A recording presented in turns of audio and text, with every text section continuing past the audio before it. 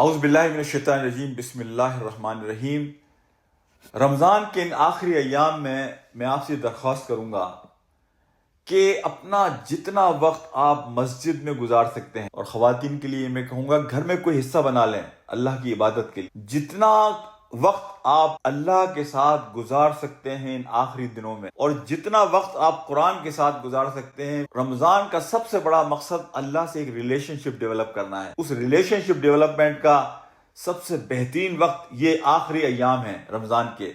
آپ کا ایمان بہترین صورت میں ہے، آپ روزے سے ہوتے ہیں، آپ رات کو اللہ کی حضور تراویحوں میں کھڑے رہتے ہیں، یعنی آپ کا ایمان، آپ کی اسپرٹ، آپ کی روح اپنی بہترین کیفیت میں ہے۔ اللہ سے تعلق بنانے کا سب سے بہترین موقع ہے، تو اس کے لیے اللہ کے ساتھ وقت گزاریے، قرآن کے ساتھ وقت گزاریے۔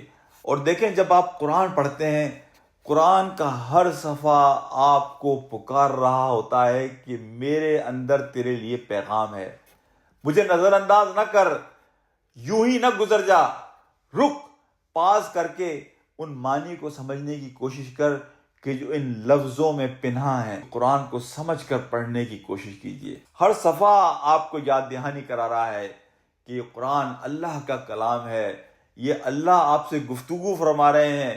یہ قرآن مردہ کتاب نہیں ہے، یہ رسپانس چاہتا ہے، آپ کے سامنے ایک سچویشن پوز کرتا ہے، ایک سوال پوز کرتا ہے، آپ کو زندگی کیسے گزارنی چاہیے، آپ کو معاملات کیسے کرنے چاہیے، اگر آپ کے گھر میں ڈسپیوٹ ہو اسے کیسے حل کریں، سوسائٹی میں آپ کیسے رہیں، آپ کی زندگی کی ترجیحات کیسے ہوں، یہ ساری چیزیں قرآن آپ کے سامنے پوز کرتا ہے اور رسپانس کا انتظار کرتا ہے کہ آپ اس کا رسپانس دیں گے۔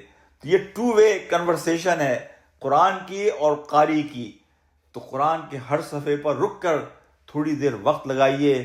اللہ تعالی ہمیں توفیق دے کہ اس قرآن کے حق کو ہم ادا کر سکیں، اور اس کا حق اسی صورت میں ادا ہوگا کہ ہم اس کو سمجھ کر پڑھنے کی کوشش کریں، اور قرآن کا ہر لفظ جب ہم پڑھ رہے ہوتے ہیں ناظرہ قرآن، تو ہماری انگلی جس لفظ پہ ہوتی ہے وہ لفظ ہم سے یہ کہہ رہا ہوتا ہے کہ مجھ سے یوں ہی نہ گزر جا، رک، میرے معنی کو دیکھ، میں تجھ سے گفتگو کرنا چاہتا ہوں، میں تجھ سے بات کرنا چاہتا ہوں، میں تیرا بھلا چاہتا ہوں، میں اللہ سے تیرے تعلق کو مضبوط کرنا چاہتا ہوں۔ اللہ اس پیغام کو ہمیں سمجھنے کی توفیق عطا فرمائے۔ السلام علیکم ورحمۃ اللہ وبرکاتہ۔